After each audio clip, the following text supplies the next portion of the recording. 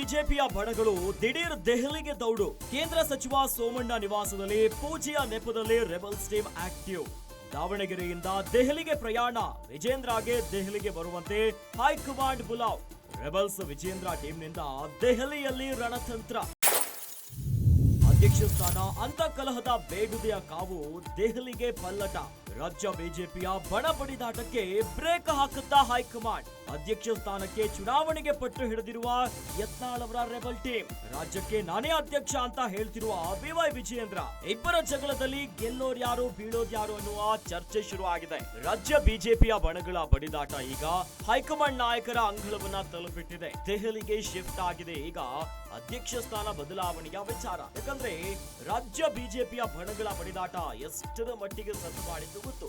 ಅದಕ್ಕೆ ಪ್ರಮುಖ ಕಾರಣ ಬಿವೈ ವಿಜಯೇಂದ್ರ ಅವರನ್ನ ಅಧ್ಯಕ್ಷ ಸ್ಥಾನದಿಂದ ಕೆಳಗಿಳಿಸಬೇಕು ಅನ್ನೋದಾಗಿ ಯತ್ನಾಳ್ ಅವರ ನೇತೃತ್ವದ ರೆಬಲ್ ಟೀಮ್ ಭಾರಿ ಹೋರಾಟಗಳನ್ನ ಕಸರತ್ತುಗಳನ್ನ ಮಾಡ್ತಿದೆ. ಇತ್ತ ದಿಢೀರ್ ಅಂತ ಬಿವೈ ವಿಜಯೇಂದ್ರ ಅವರನ್ನ ದೆಹಲಿಗೆ ಕರೆದಿದ್ದಾರೆ. ದಾವಣಗೆರೆಯ ಕಾರ್ಯಕ್ರಮಕ್ಕೆ ಹೋಗ್ತಾ ಇರುವಂತ ಹೊತ್ತಿನಲ್ಲಿ ದಿಢೀರ್ ಅಂತ ದೆಹಲಿಯ ಬುಲಾವ್ ಬರ್ತಿದ್ದಂತೆ ದೆಹಲಿಯತ್ತ ಪ್ರಯಾಣವನ್ನ ಬೆಳೆಸಿದ್ದಾರೆ.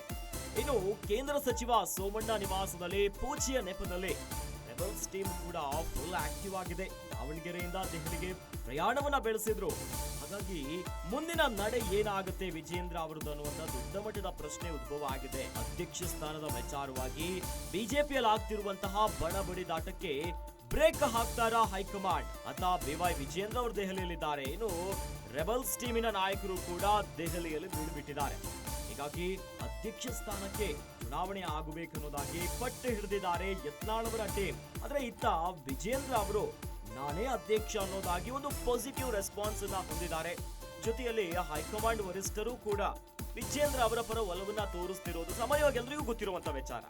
ಹಾಗಾಗಿ ಈ ಇಬ್ಬರ ಜಗಳದಲ್ಲಿ ಯಾರು ಗೆಲ್ಲುತ್ತಾರೆ ಯಾರು ಬೀಳ್ತಾರೆ ಅನ್ನುವಂತಹ ಭಾರಿ ಚರ್ಚೆ ಶುರುವಾಗಿದೆ.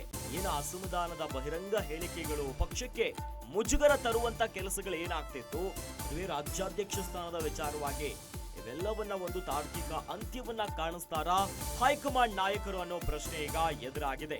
ಹಾಗಾಗಿ ಈ ಜಗಳದಲ್ಲಿ ಯಾರು ಗೆಲ್ಲುತ್ತಾರೆ ಯಾರು ಸೋಲುತ್ತಾರೆ ಅನ್ನೋದು ದೊಡ್ಡ ಚರ್ಚೆಗೆ ಗ್ರಾಸವಾಗಿದೆ.